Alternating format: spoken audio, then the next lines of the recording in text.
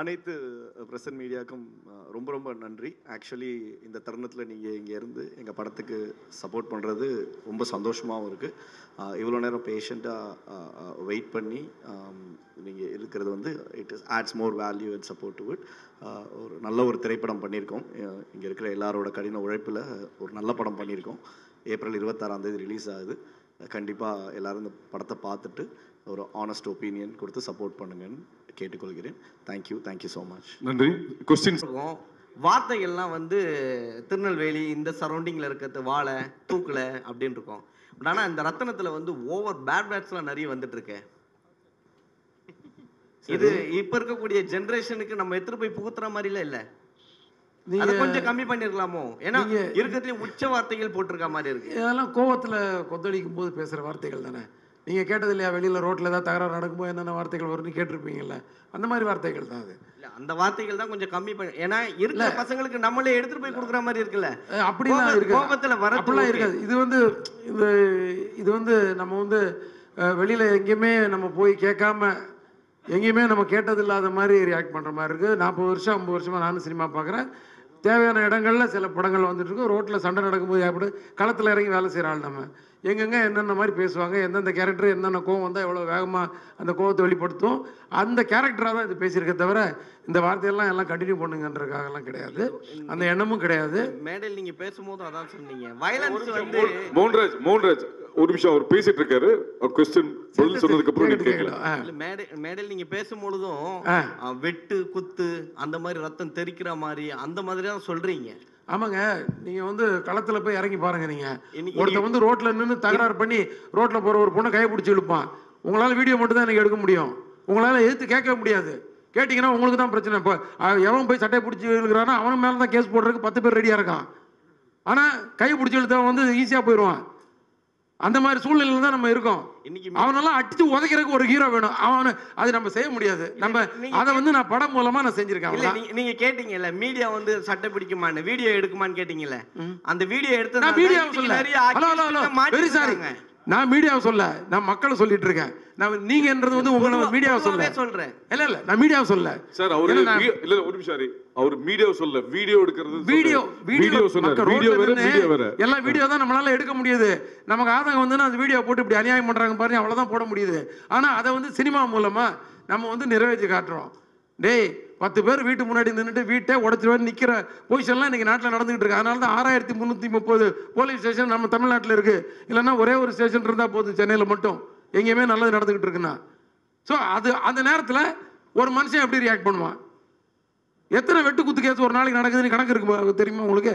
இதை வந்து நாங்கள் வந்து என்டர்டெயின் பண்ணல, இதுவும் இருக்குது சினிமாவில்னு. ஆனால் அதை மீறி ஒரு விஷயம் இருக்கும் படத்தில், என்ஜாய் பண்ணுற மாதிரி, எமோஷன் ஆகிற மாதிரி, கண் கலங்குற மாதிரி. அதையும் நான் சொன்னேனே, கண் கலங்குற மாதிரி. இப்படி ஒரு விஷயங்கள்லாம் இருக்கா? பாசம்னா இப்படிலாம் இருக்கலாமா? நேசம்னா இப்படி இருக்கலாமா? ஒருத்தருக்கு அர்ப்பணிப்புன்றது இப்படி இருக்கலாமா? இதுவும் காட்டியிருக்கோம். நான் அதையும் சொன்னேன், இதையும் தான் சொன்னேன். இது வந்து ஒரு யூத்துக்காக ஒரு ஃபாஸ்ட்டாக ஒரு பேஸில் ஒரு கதை, ஒரு ஆக்ஷன். அது இன்னொன்று வந்து ஒரு ஃபேமிலிக்காக ஒரு ஏரியா, இன்னும் சின்ன பசங்களுக்காக ஒரு ஏரியா, நல்ல காமெடி. யோகி பாபு எங்கே போயிட்டாரு அவருக்கு. இந்த மாதிரி நிறைய விஷயங்கள் இருக்குது படத்தில். வந்து வெறும் வெட்டு குத்துலாம் பண்ணுறாள் நான் கிடையவே கிடையாது. முதல் படத்துலேருந்து இன்றைக்கு வரைக்கும் வெட்டு குத்தும் இருக்கும், ஆனால் கொஞ்சம் ஆறில் கொஞ்சம் தூக்கலாக இருக்கும். இப்போ இதுலேயும் கொஞ்சம் தூக்கலாக இருக்கும். அது ஒன்றும் நான் சொல்லிக்கிறேன், ஏன்னா நான் முதலே சொல்லிடுறேன். நான் கரெக்டாக நான் வந்து இப்போ வந்து மறைக்கல, நான் முதல்ல சொல்லிடுறேன், போட்டும் காட்டியாச்சு. நீங்கள் பேசும்போது அந்த கிளைமேக்ஸ் தெரிஞ்சுது, அவ்வளோ வேகமாக இருந்தது. நிறைய படம் ஸ்பீடாக தான் இருக்கும் உங்கள் படம். இந்த படம் அதை விட பயங்கர ஸ்பீடாக இருக்கும் போல் இருக்குது. இந்த படத்தில் எல்லா படத்தையும் தாண்டி என்ன ஸ்பெஷலாக இருக்கும்? ஸ்பெஷல் நான் சொன்னேன் இல்லையா முதல்ல, வந்து நிறைய வந்து ஒரு ஆக்ஷனுக்கு வந்து ரீசனபிள் ஆக்ஷனாக இருக்கும். அதுதான் ஸ்பெஷலாகவே நான் சொல்லுவேன். ஏன்னா ஆக்ஷன் படம் இப்போ வந்து ஒரு போலீஸ் படம்னு எடுத்தால் போலீஸோட எக்ஸ்க்ளூசிவாக பண்ணணுன்னு நான் கொஞ்சம் போராடி நிறைய விஷயங்களை கேதர் பண்ணி, அதான் ஆடியன்ஸை வந்து ரெஸ்பெக்ட் பண்ணுறது தான் அது. அவங்க வந்து ஒரு இன்ட்ரெஸ்ட்டாக ஃபாலோ பண்ணுறதுக்கு எவ்வளோ கேதர் பண்ண, அதே மாதிரி ஆக்ஷன் வரும்போது எவ்வளோ நம்ம வந்து அதை வந்து இன்ட்ரெஸ்ட்டாக கொடுக்குறோம். ஏன்னா ஆக்ஷன்றது ஆனால் மக்களுக்கு கண்டிப்பாக தெரியும், இது கன்ஃபார்மாக இது வந்து ஒரு சினிமா தானே தெரியும். அதை வந்து எவ்வளோ இன்ட்ரெஸ்ட்டாக கொடுக்குறோம், எவ்வளோ யதார்த்தமாக கொடுக்குறோம், அது உண்மையிலே அந்த ஆக்ஷன் தேவையானதாக ஆக்குறோம் ஸ்க்ரீன் பிளேயில். இது வந்து தேவை. ஒருத்தர் வந்து இந்த மாதிரி ஒரு அநியாயம் பண்ணும்போது எடுத்து மிதிக்கணும்டா தூக்கி போட்டு நமக்கு தோணும். அது நம்ம ஒரு ஹீரோ மூலமாக நம்ம மனசில் உள்ள கொந்தளிப்பெல்லாம் வந்து சினிமாவில் வந்து நம்ம ஹீரோ மூலமாக, ரத்னம் மூலமாக, அது ரத்னம் விஷால் மூலமாக இப்படி அப்படி போயிட்டே இருக்கும். அது அவ்வளோதான். விஷால் சார், ஏப்ரல் 26ஆம் தேதி விஷால் சார் இங்க ஏப்ரல் 26ஆம் தேதி ரத்தனம் படம் வர மாதிரி இருந்தது. அது கூட வந்து அரண்மனை 4 வர மாதிரி இருந்தது. நீங்க சில கேள்விகள் கேட்டீங்க, சில கோவப்பட்டீங்க. இப்போ அரண்மனை 4 மே 3க்கு போயிருக்கு. அந்த அரண்மனை டைரக்டர் வந்து உங்க ரொம்ப நெருங்கி நண்பர் சுந்தர் சி சார் தான். அவருக்கு என்ன அண்ணன் நண்பர் இல்ல அண்ணன். அப்ப அவருக்கு ஒரு வருத்தம் இருக்காது, அவருக்கு என்ன சொல்ல வரீங்க? ஐயோ, நான் வந்து தள்ளி போக சொல்லி நான் சொல்லிங்க, எனக்கு அந்த அதிகாரம் இல்லையே. நான் யாருங்க இன்னொரு படம் தள்ளி போ சொல்றதுக்கா? நான் அந்த மாதிரி பயன்படுத்தவே முடியாது. நான் அந்த மாதிரி பாவம்லாம் பண்ண மாட்டேங்க. எல்லா படமும் ஓடணும். காம்படிஷனில் வந்து 8 லைன் ஏன் போடுறாங்க? 100 மீட்டர் ரேஸில் எதுக்கு ஒருத்தர் மட்டும் ஓடல? உசைன் போல்ட் மட்டும் ஓடினா நீங்கள் பார்ப்பீங்களா? 8 பேர் ஓடுறதுல உசைன் போல்ட் ஜெயிக்கிறது தான் நம்ம சுவாரஸ்யமாக பார்க்குறோம். அந்த 100 மீட்டரில் அந்த 10 செகண்ட் வந்து எப்படி பார்க்குறோம்? அது மாதிரி தான் சினிமா துறையில் வந்து காம்படிஷன்ன்றது தவிர்க்க முடியாத விஷயம். சோலோ ரிலீஸ் கிடைக்கிறது வந்து ஒரு அபூர்வமான விஷயம். இப்போ மார்க் ஆண்டனி செப்டம்பர் 15 கிடைச்சிச்சு, அந்த மாதிரி ஏப்ரல் 26 கிடைச்சிச்சு. இப்போ நான் சொன்னதுனால தள்ளி போச்சுன்னு அப்படிலாம் நான் எனக்கு தெரியாதுங்க. அவங்க கிட்ட தான் நீங்கள் கேள்வி கேட்கணும். நான் என்னால் வந்து நான் யாரும் தள்ளி போங்க, தயவு செஞ்சு எல்லாரும் விலகுங்க, நான் மட்டும் ஜெயிக்கணும் அப்படியெல்லாம் என்றைக்குமே நான் யோசிச்சதே கிடையாதுங்க. நான் சத்தியமாக அந்த மாதிரி யோசிச்சதே கிடையாது. எல்லாரும் ஜெயிக்கணும், எல்லாரும் சந்தோஷமாக இருக்கணும், எல்லா தயாரிப்பாளர்களும் சம்பாதிக்கணும், எல்லா இயக்குனர்களும் ஜெயிக்கணும், எல்லா புதுமுக நடிகர்கள்லேருந்து பெரிய நடிகர்கள் வரைக்கும் எல்லாரும் நான் ஜெயிக்கணும்.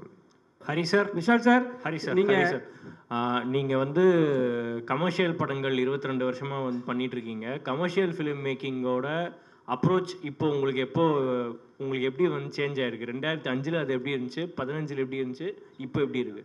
See, the same underline ஒரு விஷயம் இருக்கு, எமோஷன்ஸ். இப்போ நம்ம குடும்பத்தில் நடக்கிற விஷயங்கள் இருக்குல்ல, அது வந்து என்றைக்குமே வந்து நம்ம குடும்பத்தில் ஒன்று, இவர் குடும்பத்தில் ஒன்று, அவர் குடும்பத்தில் ஒன்று, அப்படியெல்லாம் இல்லை. ஒற்றுமொட்டு இப்போ இங்கே இருக்கிற அத்தனை பேரோட குடும்பங்களில் ஒரே விதமான ஒரு எமோஷன் ஓடும். அது சண்டைகள் இருக்கலாம், அது எமோஷ்னல் விஷயங்களாக இருக்கலாம், சில வந்து சம்பவங்களை சந்திக்க வேண்டிய சூழ்நிலைகள் சந்திக்க வேண்டிய விஷயங்களாக இருக்கலாம்.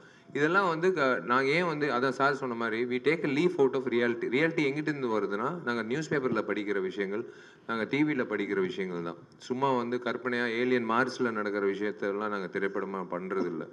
இங்கிட்டு நடக்கிற தமிழ்நாட்டில் நடக்கிற விஷயங்கள் தான் நம்ம வந்து பண்ணுறோம். ஆனால் நீங்கள் சொன்ன மாதிரி மாற்றங்கள் வந்து டெக்னாலஜியில் மாறலாம், ஆனால் எமோஷன் எப்போவுமே மாறவே மாறாது.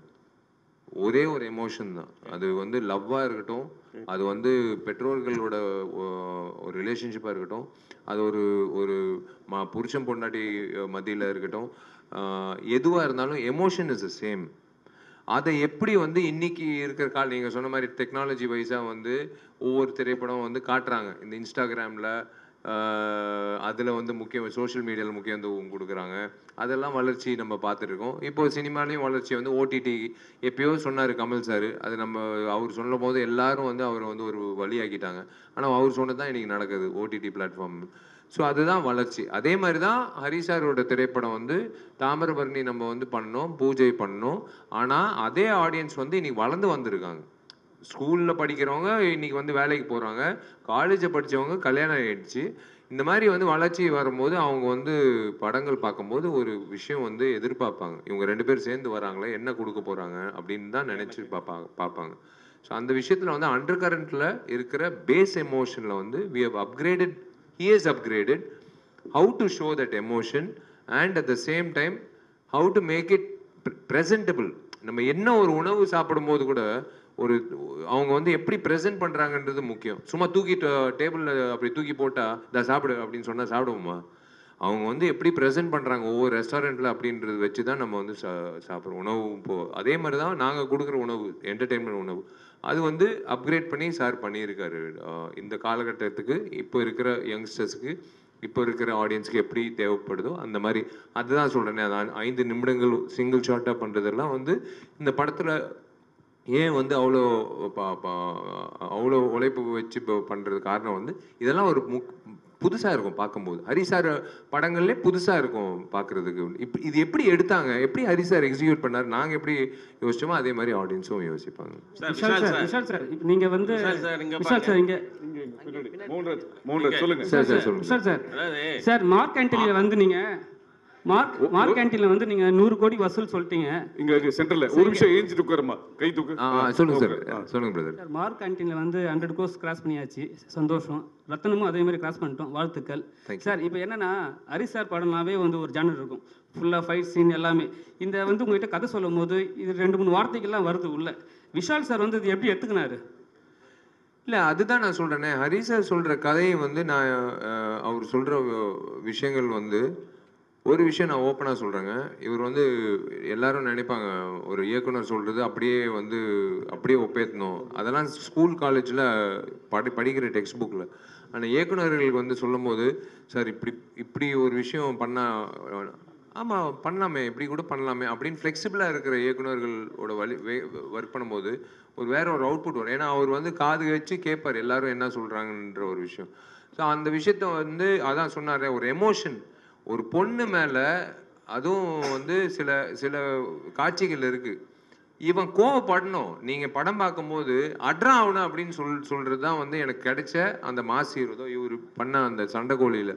என்னது காசியா அப்படின்னு சொல்லிட்டு பஸ்ஸில் இறங்குறான்ல, அன்னைக்கு வந்து ஆடியன்ஸ் சொன்னான் அட்ரா ஆகணும் அப்படின்னு சொல்லி. அதுதான் வந்து ஒருத்தன் விஷால்ன்ற ஒரு ஆக்ஷன் ஹீரோ பிறந்தான். அதே மாதிரி தான் தாமிரபரணிலையும் அதே மாதிரி தான் பூஜை. அதே மாதிரி ரத்னத்தில் வந்து நீங்கள் படம் பார்க்கும்போது ஒவ்வொரு வாட்டி ஹீரோ வந்து கோவப்படுறதுக்கு ஒரு காரணம் இருக்கும். அந்த காரணம் வந்து ஒரு மிக சிறந்த ஒரு விஷயத்துக்கான ஒரு காரணமாக இருக்கும். அவனுக்காக சண்டை பண்ண தெரியும் அதனால பண்ணுறான் அப்படியெல்லாம் இல்லை. அது ஒரு கரெக்டாக வந்து இது அடிக்கக்கூடிய ஒரு விஷயம், இந்த இடத்துல கோவம் காட்டக்கூடிய ஒரு விஷயம் அப்படின்றது தெரியும். சார் விஷால் சார் இங்கே சார் தேவராஜ். Yes sir. ஆர்யாவை கல்யாணம் பண்ணணும் அப்படின்னு சொல்லி வெயிட் பண்ணீங்க. அதுக்கப்புறம் நடிகர் சங்கத்துக்கு கட்டிடம் கட்ட முடியணும் அப்படின்னு வெயிட் பண்ணீங்க. இப்போ பிரபாஸையும் சல்மான் கானையும் வேணும்னே வம்புக்கு இழுத்துருக்கீங்க. உங்களுக்கு என்ன திருமணத்தின் மேல என்ன வெறுப்பு? அப்படியே நாங்கெல்லாம் திருமணம் பண்ணிட்டு இருக்கோம், நல்லா சந்தோஷமா தான் இருக்கோம். உங்களுக்கு ஏன் வந்து ஒவ்வொரு நாங்கெல்லாம் சந்தோஷமா இருக்கோம், திருமணம் ஆகிருக்கோம் அப்படின்னு சொல்ல, நாங்கெல்லாம் திருமணம் ஆயிருக்கோம், சந்தோஷமா இருக்கும். ஆமா, அது ஏன் இல்ல அது ஏன் வந்து அவாய்ட் பண்ற மாதிரியே இருக்கு? திருமணம் அவாய்ட் எல்லாம் இல்லைங்க. சரிங்க, ஒரே ஒரு விஷயம், சினிமா பொறுத்த வரைக்கும் வந்து நான் வந்து இவரை படப்பிடிப்பு 80 நாட்கள் இல்லை 90 நாட்கள் சார் சொல்கிறத நான் செய்யணும், ட்ராவல் ஆகணும். அதே மாதிரி தயாரிப்பாளோட ட்ராவல் ஆகணும், தேவியோட ட்ராவல் ஆகணும், எல்லாரோட மாஸ்டரோட ட்ராவல் ஆகணும், தினேஷ் மாஸ்டரோட ட்ராவல், சுகுமாரோட ட்ராவல் ஆகணும். எல்லாரோட ட்ராவல் ஆகிறது ஒரு விஷயம். ஆனால் ஒரு பொண்ணோட ட்ராவல் பண்ணுறது வாழ்நாள் பூரா ஒரு ட்ராவல் பண்ணுற ஒரு விஷயங்க. கல்யாணன்றது சாதாரண விஷயம் எனக்கு கிடையாது.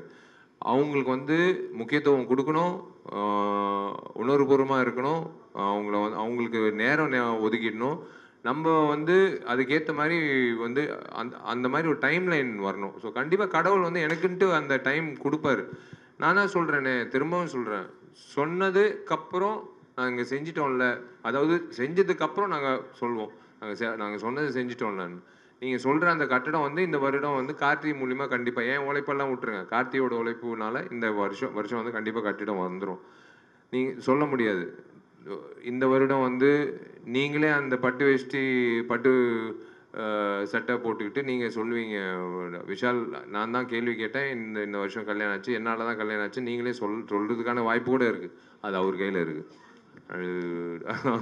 விஷால் சார், ஹரி சார், இங்கே சார் முன்னாடி வந்து ஒரு ப்ரெஸ் மீட்டில் வந்து நீங்கள் சொல்லியிருந்தீங்க 4 கோடி 3 கோடி பணம் வச்சுருவங்க எல்லாரும் தயவு செஞ்சு ஓடிடுங்க, படம் பண்ணாதீங்க அப்படின்னு. இப்போ ஸ்டேஜில் பேசும்போது சொல்கிறீங்க சிறு படங்களுக்கு ஆதரவு தரணும், அதுதான் என்னோட குறிக்கோள் அப்படின்னு சொல்கிறீங்க. நான் ஓப்பனாக சொன்னால் அது கான்ட்ரவர்சி ஆகுது. ஓப்பனாக வந்து அதான் இப்போ பாருங்களேன், இப்போ ஓப்பனாக வந்து ஹரி சார் ஒரு விஷயம் சொன்னார், பிரதர் கேட்டார், சார் சொன்னார், அதுதான் நான் திரும்பவும் சொல்கிறேன். நான் வந்து ஒரு அக்கறையோடு நான் வந்து சொல்கிறேன், நான் ஒரு வெறுப்போடு நான் சொல்ல. சின்ன தயாரிப்பாளர்கள் வந்து பாவம் ஒரு கைடன்ஸ் இல்லாமல் இருப்பாங்க. ஃபஸ்ட் டைம் உள்ளே வரும்போது யார் அணுகணும், எப்படி வந்து அந்த திரையரங்குகள் கிடைக்கும், யார் டிஸ்ட்ரிபியூட்டராக வந்து இது பண்ணலாம், எதுவுமே இல்லாமல் வந்து எதுவுமே இல்லாமல் வந்து வெறும் காசை வச்சுக்கிட்டு வந்து படம் எடுக்கிறவங்க நிறைய பேர் இருக்காங்க. அவங்களுக்கெல்லாம் சொல்கிற ஒரே விஷயம், தயவு செஞ்சு கொஞ்சம் கிளாரிட்டியோடு இருங்க.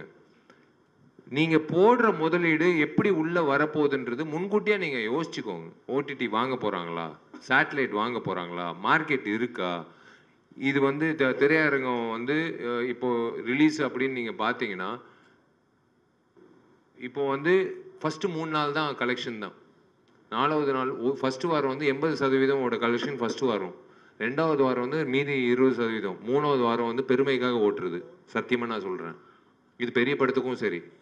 3வது வாரம் 4வது வாரம் வந்து ரிப்பீட் ஆடியன்ஸ் எல்லாம் சில படங்களுக்கு 1 in a million அப்படின்னு சொல்லுவாங்களா, அந்த மாதிரி அபூர்வமான விஷயங்கள். இப்போ சின்ன திரைப்படங்களுக்கு நான் சொல்கிற ஒரே விஷயம், திரும்பவும் நான் அன்றைக்கி நான் சொன்னேன், நீங்கள் என்ன கேட்குறீங்க, தோனியை போய் கேளுங்களேன். நம்ம விசில் அடிக்கிறோன்னா அவர் 6 அடிக்கும்போது அவரும் ஒரு படம் எடுத்தார், அவர்கிட்ட மைக் நீட்டி கேளுங்களேன். அவர் முதலீடு அவர் போட்டார் காசு, என்ன எவ்வளோ வந்தது திரும்ப வந்ததுன்னு நீங்கள் கேளுங்க, உங்களுக்கு அந்த பதில் வரும். ஏன் என்ன கேட்குறீங்க? நான் சொல்கிறது வந்து எனக்கு இருக்கிற எக்ஸ்பீரியன்ஸில் நானும் சின்ன படம் எடுத்திருக்கேன். ஜீவான்ற திரைப்படம் நானும் வந்து ரிலீஸ் பண்ணியிருக்கேன். கரெக்டாக ஜெயலலிதா அம்மா வந்து அரெஸ்ட் ஆனாங்க, எல்லாம் திரையரங்கத்தை மூடுங்கன்னு சொன்னாங்க. போச்சு எனக்கு காசு, அப்படியே போச்சு. எனக்கு 4 கோடி போச்சு, 4 கோடி 5 கோடி போச்சு. எல்லாமே இருக்கும் சினிமாவில் வந்து அன்சர்டனிட்டி ஜாஸ்தி. ஸோ அந்த வகையில் வந்து சின்ன திரைப்படங்கள் வந்து கொஞ்சம் யோசிச்சுடுவாங்க மார்க்கெட் என்ன நிலவரம்ன்றது. இந்த வருஷம் வந்து it's going to be the biggest. நான் எப்போ ஓப்பனாக சொல்கிறேன், இது நீங்கள் எப்படி வேணாலும் எடுத்துக்கலாம். இந்த வருஷம் வந்து it's going to be the biggest acid test for Indian film industry. Not south இந்தியில் சின்ன படங்களில் பெரிய படங்களில், இந்தியன் ஃபிலிம் இண்டஸ்ட்ரிக்கு தேவையான ஒரு விஷயம் பொறுமை.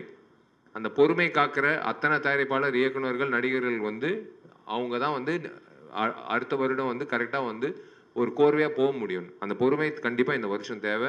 It's going to be a very very big task. இந்த மே மாதத்துலேருந்து இந்த டிசம்பர் மாதம் வரைக்கும் சின்ன படங்கள்லேருந்து பெரிய படங்கள் வரைக்கும் எல்லாருக்கும் வந்து it's going to be a biggest acid டெஸ்ட்னு சொல்லுவேன்.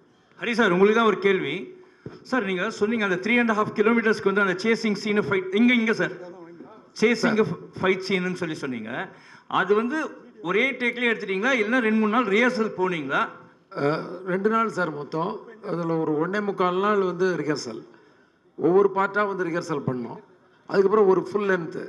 முதல்ல வந்து ரோட்லேயே வந்து சாக் பீஸில் ஒரு ஸ்கெட்ச் போட்டு நல்ல கார் பொம்மை, ஜீப் பொம்மை, பஸ் பொம்மைகளை வச்சு எங்கெங்கே இடிக்கணும் அந்த மாதிரி விஷயங்களெல்லாம் கோடு போட்டு வரைஞ்சி எல்லோரும் ஒரு ஜூனியர் ஆர்டிஸ்ட்லேருந்து மொத்த டெக்னீஷியன்ஸையும் ஒன்றா நிறுத்தி அவங்க எல்லாருக்கும் வந்து ஒரு ஸ்பீச் கொடுத்து. ஏன்னா இதில் வந்து யார் ஒருத்தர் ஒரு ஜூனியர் ஆர்டிஸ்ட் வந்து குறுக்க தெரியாமல் வந்து ஓடி வந்து கேமராவை தட்டி விட்டாலும் திருப்பி 1 more போகணும். அது வந்து ஆக்ஷன் சீக்வன்ஸ்ன்றதுலாம் அது ரொம்ப ரிஸ்க் அதிகம். அதனால் எல்லாருக்கும் அந்த ட்ரைனிங்கை கொடுத்து ஒரு 1.5 நாள் 1.25 நாள் வந்து ரிஹர்சல். ஆக்சுவலாக நான் 3 நாள் பிளான் பண்ண 2 நாளில் முடிச்சுட்டு வந்துட்டோம். ஏன்னா இதில் வந்து கம்யூனிகேஷன் ஒன்று இருக்குது. ஏன்னா ஒவ்வொருத்தரும் ஒவ்வொரு இடத்துல இருக்கிறாங்கன்னு இருக்கீங்க. ஹீரோ ஒரு இடத்துல, ஹீரோயின் ஒரு இடத்துல, அந்த ஃபைட்டர்ஸ் வராங்க, அந்த மாதிரிலாம் சொன்னீங்க. இதில் வந்து கேமராமேன் வந்து வண்டி தாவி வேறு எடுத்திருக்காரு, சிங்கிள் கேமராவில் எடுத்திருக்காரு. நீங்கள் எதனா கேஷுவாலிட்டிஸ் எதனா இருந்துச்சா, எதனா அடிக்கடி பட்டு அந்த மாதிரி எதனா சம்பவங்கள் எதனா நடக்கலையே? அந்த மாதிரி எதுவும் நடக்கலை. ரொம்ப எல்லாருமே வந்து சேஃபாக எஸ்கேப் ஆகிட்டோம். Sir Hari sir, sir Hari sir, இந்த படத்துக்கு ரத்னன் பேர் வச்சிருக்கீங்க. ஆமாம். நீங்க இங்க ஓகே ஓகே. காவேரி ஸ்ட்ரீட்ல தான் நான் ரொம்ப நாள் குடியிருந்தேன். காவேரி ஸ்ட்ரீட்ல ரத்னன் படத்துக்கு பேர் வச்சிருக்கீங்க. இந்த படம் உங்க படத்துல ரத்தம் எப்போதுமே ஜாஸ்தியா இருக்கும், இதுலயும் தூக்கலா இருக்கும்னு சொன்னீங்க. ஆனா ரத்தம் மட்டும் இருக்குமா, ரத்தனமாவே இருக்குமா, ரத்தினமாவே இருக்குமா? ஏன்னா உங்க உறவினர் ஒருத்தரோட பேர் ரத்தனம். அப்படியா? அதனால இந்த பேரை வச்சிருக்கீங்களா? அப்படி இந்த படத்துக்கு வந்து ஒரு பேர் தேவைப்பட்டுச்சு. நிறையா இருக்கிற நல்ல டைட்டிலில் இந்த டைட்டில் நல்ல டைட்டில். ஆக்சுவலாக இந்த படத்துக்கு ரத்தம்னி டைட்டில் வச்சுருந்தேன். கதைக்கு ரிலேட்டடாக ஒரு விஷயம் இருக்குது அதில். ஸோ அது அப்படியே வந்து அந்த படம் ஏற்கனவே வந்துருச்சு ரத்தம்னி ஒன்று இப்போது. அதனால் வந்து அதை வந்து ரத்னமாக மாற்றி ஹீரோ நேமில் அந்த டைட்டில். அப்புறம் பிரியா பவானி சங்கர் இங்கே ஏன்னா விஷால் சார் சொல்கிறப்ப சொன்னார் ஹீரோயினுக்கும் நீங்கள் ஈக்குவலாக தான் அவர் படத்தில் கொடுப்பீங்க அப்படின்னு சொல்லி கொடுத்துருந்தீங்க. நாங்களும் பார்த்தோம்.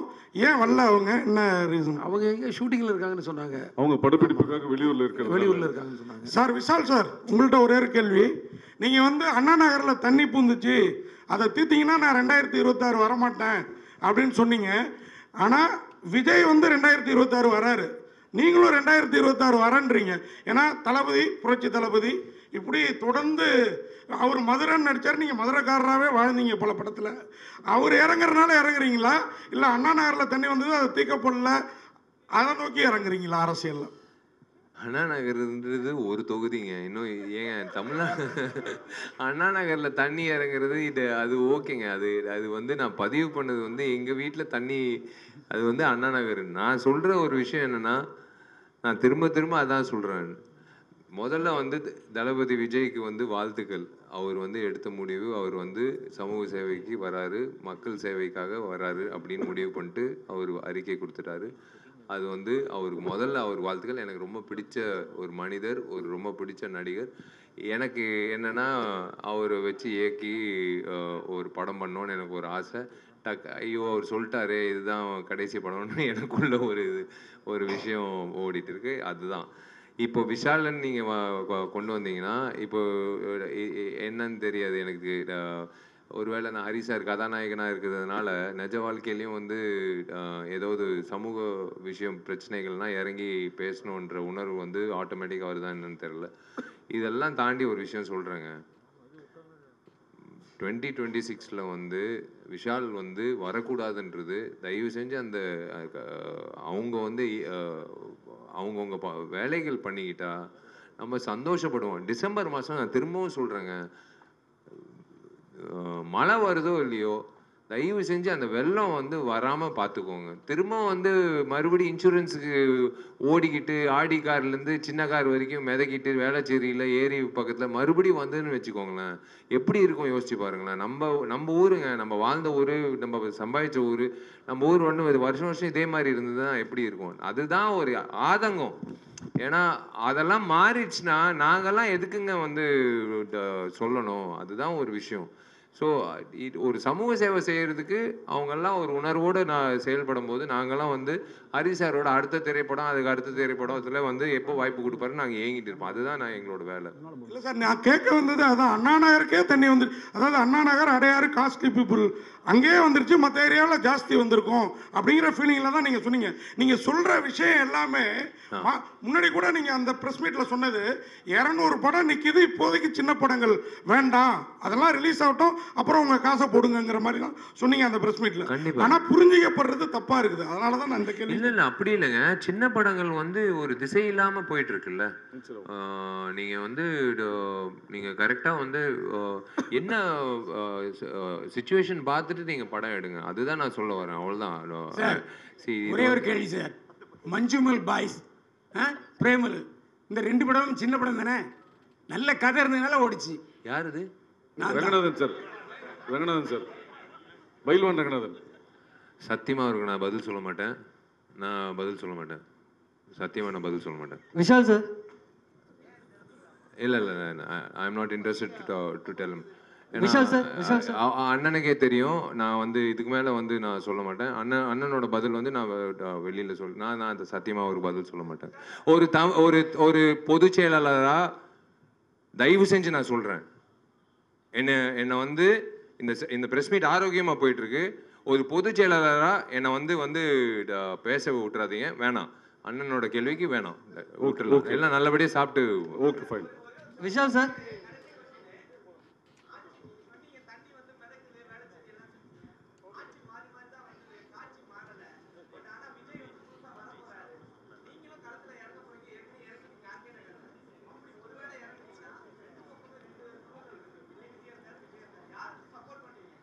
ஏங்க ஒருத்தருக்கு நல்லது பண்ணுறதுக்கு ஏங்க சப்போர்ட் வேணும்? நீங்கள் பண்ணிட்டு போயிட்டே இருங்க. சப்போர்ட் எல்லாம் வந்து அவங்க வந்து ஒரு ஈக்குவேஷனு, காம்பினேஷன், பர்மிட்டேஷனு, இந்த கான்ஸ்டிடென்சியில் இவரை நிப்பாட்டினா அதெல்லாம் அப்படியெல்லாம் யோசனை இல்லைங்க. நான் நல்லது பண்ணணும், அவ்வளோதான். அந்த நோக்கம் தான். இவங்க சப்போர்ட் வேணும், அவங்க சப்போர்ட் வேணும், அந்த மாதிரி வந்து எடுத்த உடனே வந்து அந்த மாதிரியெல்லாம் யோசிக்கிறது இல்லை. பண்ணணும், அவ்வளோதான். நல்லது பண்ணணும். ஓகே, அனைவருக்கும் நன்றி, வணக்கம். அதாவது சாப்பாடுக்கு டைம் ஆகிட்டு இருக்கு, எல்லாரும் பசியோடு இருக்காங்க.